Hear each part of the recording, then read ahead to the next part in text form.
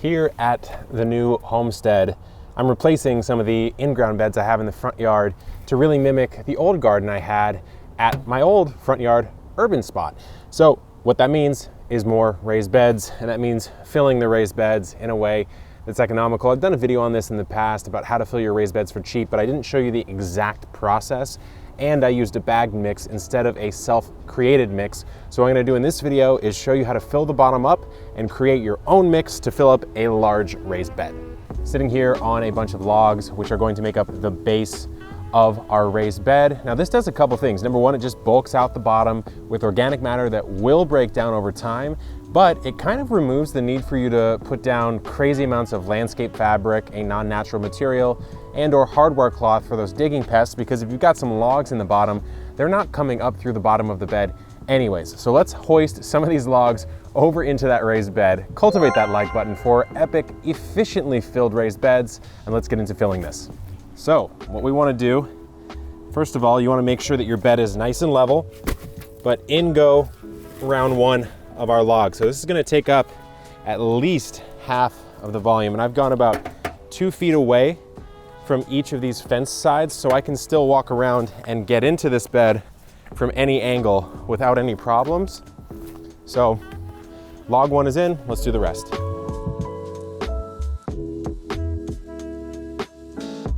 So the logs are in, and now, because I'm now obsessed with everything being nice and level, this side's a little high, so I'm gonna lift the frame and just pull some of this material out from down below until we're nice and level.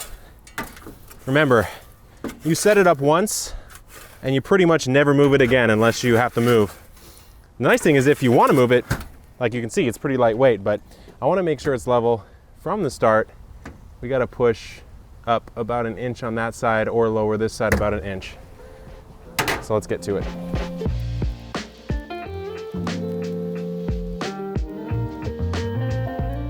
Now, we've got the logs in, but there's a lot of empty space still in the bottom.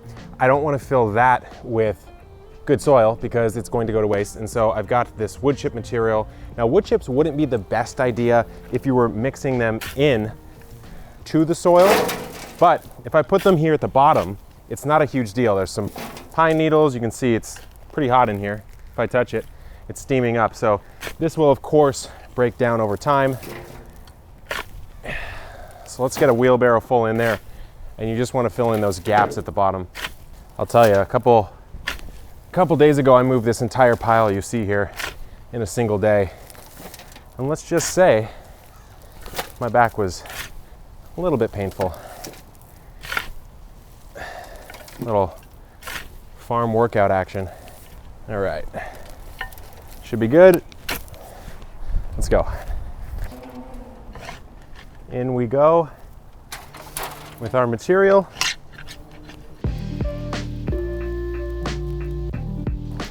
It's pretty lightweight, so let's just dump it in there.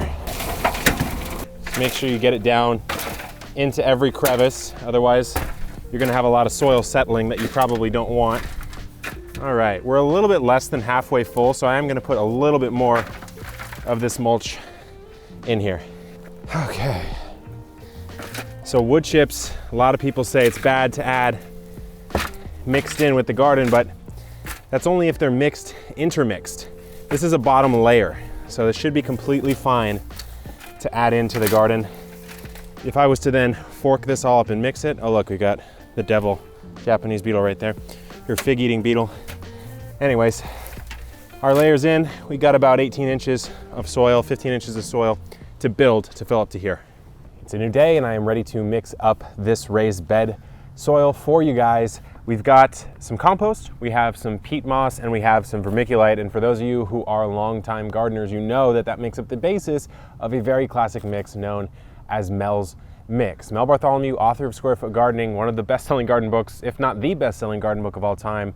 Very fortunate to have been a mentor of mine. Early on in my gardening career, I worked with him for about 18 months or so. So we're gonna pay homage to Mel by mixing up a very classic mix here. So what you have is compost. Now I've got some organic mushroom compost. This is from my friends over at Espoma Organic.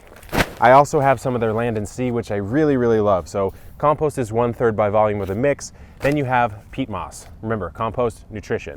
Peat moss is your water retention component. You could swap this out with coconut coir as well. No problems with that. There's some sustainability concerns sometimes that people like to prefer coconut coir over peat moss. This is an old bag of mine. I'm gonna make use of it. Better to use it than to not use it. All right, now we have some vermiculite. Now vermiculite is a little bit on the pricier side as far as soil amendments goes. It's a bit of an aeration and a water retention mixture. It's kind of a mix between the two of those. Does a really nice job of lightening up the mix and just making sure that you don't have way too much water holding from the compost and the peat moss mixture. So what we're gonna do is I'm gonna dump these on the ground, dump these on the ground, dump these on the ground. We're gonna use this fork to mix it up. We'll wet it along the way, so let's get to it.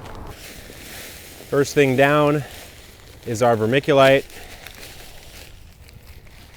You can see it's a very fine-grained, uniform amendment here, and that's why you need stuff like compost, which is still relatively uniform, especially if it's been produced in a good way and it's been sifted out and screened, but it still has more texture to it and obviously quite a bit more nutrition.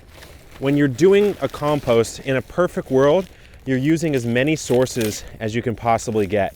So right now we have mushroom compost and we have land and sea, so we're getting it from mushrooms, we're getting it from, shellfish and such. And you can even see a slight difference in the texture and even the color of these two fertilizers here.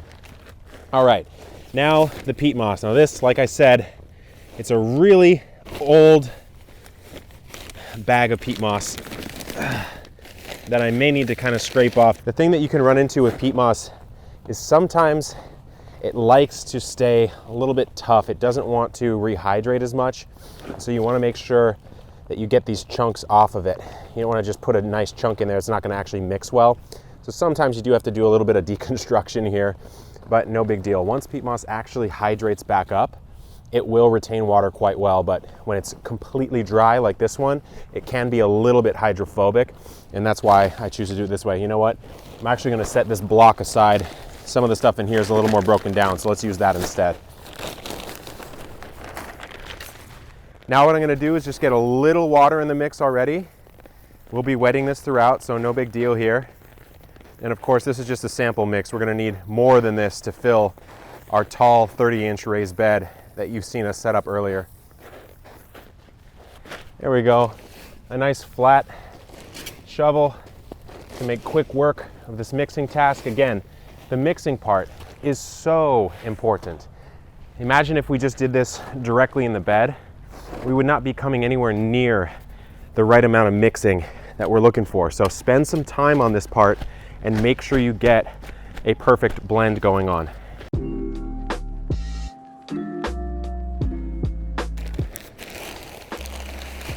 If you're gonna overdo any of the ingredients, I would say it's a good idea to overdo on the compost side. Just wanna balance this out a little bit more. There we go, let's keep on mixing.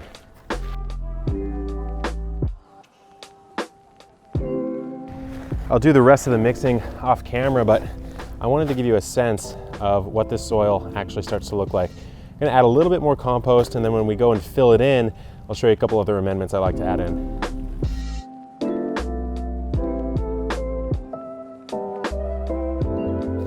The fun part has now begun. It's time to start actually filling this up. So there's a couple things to keep in mind here. You're gonna get natural settling, at least an inch per season. But at the beginning, because there's so much compression to go on, with the mulch down below, the logs, etc., you're gonna get probably 3 or 4, sometimes even 5 inches at the start. So overfill your bed, then put some mulch on top. It'll drop down, and then the next season, or the second season you grow in this, you're gonna want to heavily add a couple more inches of compost on top. So the benefit to having a tall raised bed like this, for me, I just like to work from a tall raised bed. I'm very tall. It's easier on my back. But once the setup is done, and I will admit, it can be a little intense and or pricey to set up at the start, but once it's done, it's done. You got a nice soil ecosystem in here. So back for another wheelbarrow full, and you can wet this as you go. Make sure everything's nice and hydrated up. We have it filled up, bit of a chore, but well worth it. I am going to throw some organic granular fertilizer in here. Of course, we've added our compost, which is our main nutrition source for the soil, but I like to add in some slow release granular fertilizer because that's going to break down over time in this fall bed, because it's fall right now, but you can do this at any part of the season when you're building out a new bed. So I don't need to be hyper particular. This is the Spoma Organics Garden Tone, which I'm a huge fan of, but I just give it a light sprinkle. There are application instructions on the back, but again, a light sprinkle and work into the soil is my go-to. I'm doing it afterwards because I'm most concerned that that's in the first few inches of soil rather than the entire mix straight out of the gate. Remember, after this, I'm probably just going to top dress with compost from here on out and not do a whole lot of massive soil amendment. So I just want to work this in to the first few inches of soil over time, and then we'll water this in after we smooth it out. I am obsessed with the fact that I do not have to bend over right now. So I have the taller 30-inch. On my old garden, at my old garden, I had the 15-inch originals, which I really like and I still have, but I want to use more of these taller ones if I personally can, just because I don't want to mess my back up over the course of the year. So we're nice and leveled out here. Let's grab our hose. We'll give it a nice little water in. And that's it for this part of the process. Later on today, I'm going to come back and we'll put in some fall seedlings just to kind of show you how to fully set up, fill, and plant out a raised bed. So we'll be using some mulch, and we'll talk a little bit about some plant spacing and things like that. So I'll see you guys later this evening. Good evening. It certainly feels a lot better out here now, nice and cool. Sun's about to go down, so the bed's looking amazing, and I want to plant out. Now, I waited till the evening just for personal comfort, but also transplanting in the middle of the day with some sensitive seedlings, not a good recipe for success. Wait until it cools down, either at the evening, which it is now, or in the early morning is also a decent time to do it. I kind of like the evening because then you get more of a moderate temperature throughout the course of the night, of course, unless you get into a frost territory, which then you have to watch out for that or add some kind of frost protection. Now, let's talk about what I have here. I've got some brassica crops because it's fall, but these tips will apply to any season you're growing in. So we have kale, some cabbages. I'm going to focus on the kale here, and let's talk first about plant spacing. A lot of people get this confused, or they just find it confusing because the back of the seed packet in most cases is really sort of an antiquated way of describing spacing. So one thing you can do if you are more of a systems type of gardener is grid it out and use the square foot gardening method, which in the world of kale would be 4 per square foot. It basically tells you how many plants per square foot you can place based on the plant. Tomato, 1 per square foot. Radish, 16 per square foot. Kale, I believe, is 4 per square foot, which was roughly about 6 inches apart from each other. Now, traditionally, you would probably plant kale about 12 inches apart, so let's go ahead and do it. I like to come in with a little knife like this. That way I actually get all the roots out. It's gonna be okay if you damage the roots a little bit, but why make a habit of it, right?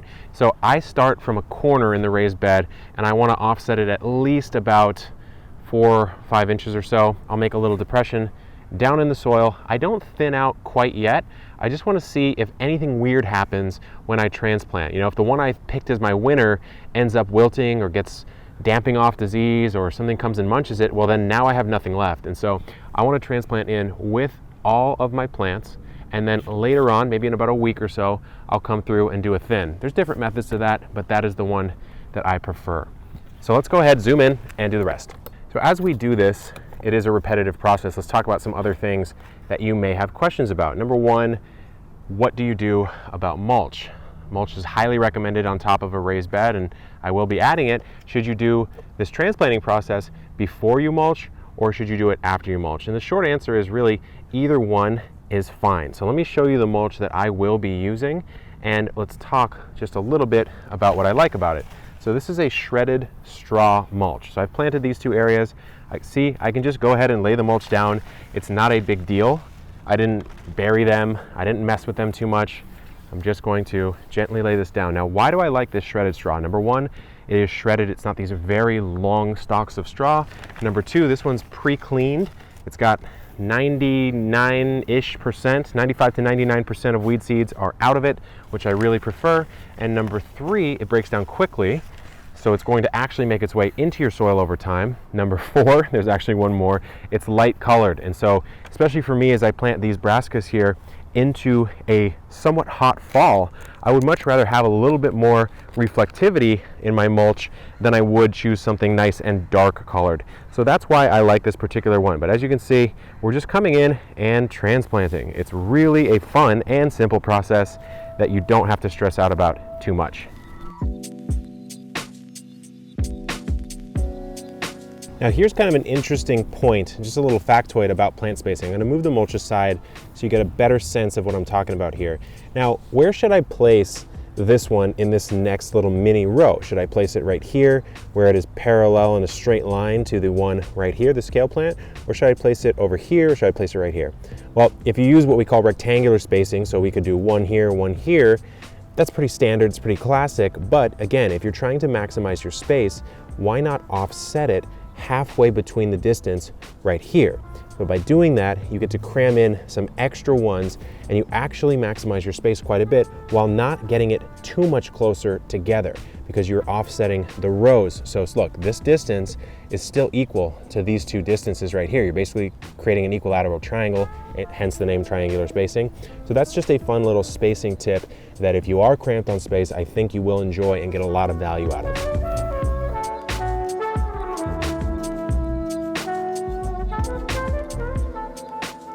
Final step is to just give it that drink, a nice healthy drink, and remember to come in and actually check down in the soil and make sure that you've hydrated it enough. It's a really common mistake when you set up a raised bed to not water it enough. Then you transplant in some young tender seedlings that don't have a nice root system established, and what happens? They fry in the sun. So again guys, raised beds, one of the best things in the world to garden in, clearly a favorite of mine. And then these particular beds are called Birdie's raised beds. They come straight out of Australia. They are the original metal garden bed, the most popular bed in Australia, in the entire country, and I now sell them here in America. So I probably get pitched, I don't even know, 100 products a month to talk about on Epic Gardening, and to date only 3 ever have been quality enough for me to actually buy and sell here in America, and this is one of them. So if you're interested, we have a full line of colors, sizes, and shapes that you can check out on the Epic Gardening store.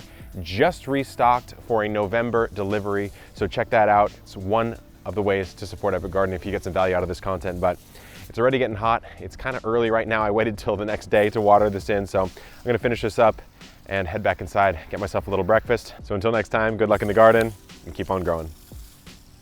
Might get this corn too.